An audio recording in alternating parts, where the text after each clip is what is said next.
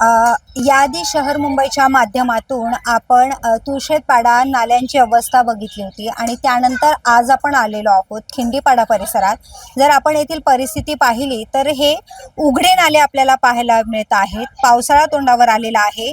एकीकडे नाल्यांच्या साफसफाईचा जो हे केला जातोय की सर्वत्र नाले सफाई होत आहे असा जरी हे प्रशासनाकडून दावा केला जात असला तरी खिंडीपाडा परिसरातील या नाल्याची जर आपण अवस्था बघितली तर येथील जे स्थानिक रहिवासी आहेत त्यांच्याकडून सांगण्यात येत आहे की महानगरपालिकेकडून या नाल्याची साफसफाई करण्यात आलेली आहे.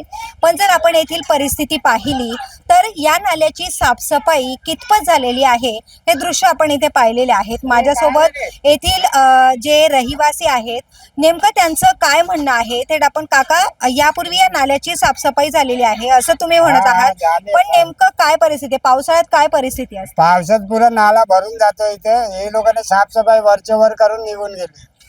4 ते 5 दिवस 5-6 माणसं आलेलं, काय काम झाले नाही. आणि आपण तिकडे बघतोय की आता नाल्याच्या वर रस्ता बांधला जातोय. ते आता कलवट खोदून ठेवलंय, पण अजून काय आता 4 ते 5 दिवस आम्ही मागे लागलो तेव्हापासून येत आहेत, कालपासून आलेले आहेत. तो रस्ता साधारणतः किती दिवसापासून तयार केला जातो? झाला असेल नाही, कारण 1 महिना झाला त्याला खोदून. काय अडचणी येत होत्या नेमक्या? म्हणजे ती लोक येत नव्हती की ते लोक येतच नाही ना, बीएमसी कोण येत नाही. इथे येतात, येऊन बघून जातात, परत निघून जातात. इकडे येतच नाही ते लोक.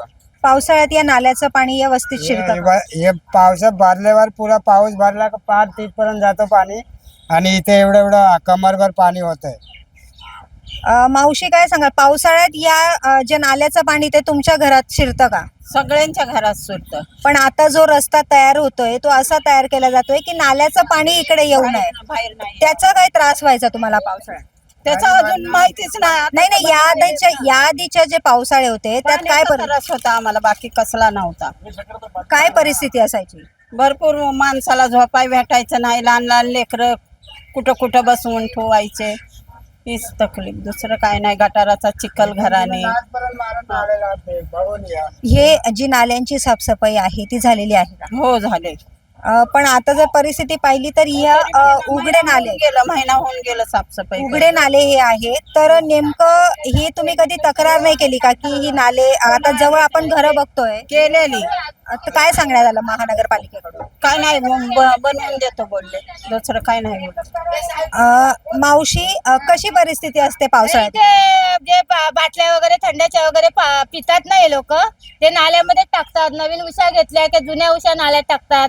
कपडे नवीन घेतले की जुने कपडे नाल्यात टाकतात. मग त्यांचा सगळा त्रास आम्हाला होतो.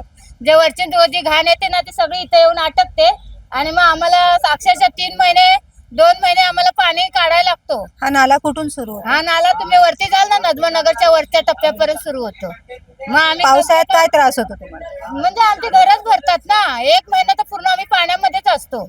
महानगरपालिकेकडून येऊन गेले का इकडे? हा, ते स्वतः येतात. 6 दिवस फक्त नाला साफ करतात. परत 4 महिने इथं कोणी वाकून बघत नाही. आणि इथं अक्षरशः लहान मुलं शाळेत जातात ना, ते शाळेत जाताना आम्हाला कडेवर घेऊन त्या घाणेरड्या पाण्यातून त्यांना शाळेपर्यंत पोहोचवायला लागतं. पण आता जर आपण बघितलं तर तिकडे ज्या नाल्याचा तुम्हाला त्रास होत होता त्या नाल्याची उंची वाढवण्यात आलेली आहे, तर त्याचा काय फायदा होईल तुम्हाला? आता जेणेकरून जेव्हा पाऊस येईल ना तेव्हा आम्हाला समजेल की निदान बरोबर पाण्याचा लोड तिथूनच जातोय का नाला ओव्हरफ्लोड होतोय. ते आता जून मध्ये आम्हाला माहित पडेल. इथे जुलैमध्ये तुम्ही आलात ना तर अक्षरशः एवढं पाणी असतं ना की माणसं चक्कर येऊन पडतात, तरी कोण इथं बघायला येत नाही. हे असं नका करू, कारण इथं गरीब जनता आहे. इथं काय कोण आमिर नाही की गव्हर्नमेंट सर्वंट नाही आहे. इथे सगळे भांडी घासणाऱ्या बायका आहेत. मग त्यांना असं रस्त्यावर टाकण्यासारखं करता ना तुम्ही, ते जेणेकरून त्यांच्यापर्यंत पोचा. त्यांचे काय हाल होत आहेत 4 महिने ते तुम्ही येऊन विचारा त्यांना की बाबा तुम्ही इथं कसे राहता, तुम्हाला काय सोय पाहिजे. फक्त बोलणार की जे नाल्यावरती घर आहेत पण काहीतरी अडचणीमध्ये आम्ही राहतोय ना. हा खिंडीपाडा परिसरातील नाला आहे आणि जर आपण इथे बघितलं तर या नाल्याचं काम सध्या सुरू आहे.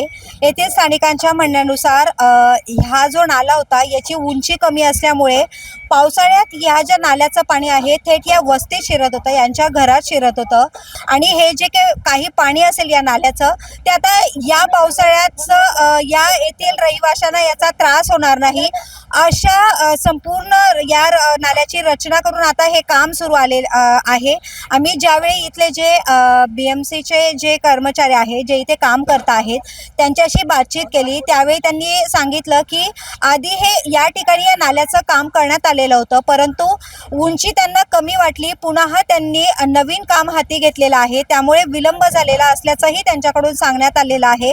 हा जो नाला आहे तो जो नाला आहे हा थेट इथे सोनापूर जो आहे आपला त्या नाल्याला जोडलेला आहे. त्यामुळे तेथील ह्या कचरा साचल्यामुळे संपूर्ण जे पाणी आहे पावसाळ्यात उंची कमी असल्यामुळे तेथील घरांमध्ये साचत असल्याचं येथील रहिवाशांकडून सांगण्यात आलेलं आहे. तर आता हा जो नाला आहे तो ज्या नाल्यावरील हा वरील रस्ता आहे या वरील रस्त्याचा येथील स्थानिकांना आता मोठ्या प्रमाणावर फायदा होणार आहे. ज्या पावसाळ्यात यांना ज्या दुर्गंधीयुक्त पाण्याची नाल्याच्या पाण्याची त्यांच्या घरात जे पाणी शिरत होतं त्याचा दरवेळी या पूर परिस्थितीचा सामना त्यांना करावा लागत होता, तो या पावसाळ्यात त्यांना करावा लागणार नाही. सध्या तरी या परिस्थितीवरून या कामकाजावरून दिसून येत आहे, पण आता या पावसाळ्यात हे पाहणं महत्त्वाचं असणार आहे की आता या कामकाजामुळे येथील जे रहिवासी आहेत यांना कितपत याचा फायदा होतो. व्हिडिओ जर्नलिस्ट विशाल चव्हाणसह विद्या अमृतकार, शहर मुंबई. व्हिडिओ आवडला असेल तर लाईक करा, शेअर करा आणि आमच्या चॅनलला सबस्क्राईब करा. बेल आयकॉन दाबायला विसरू नका.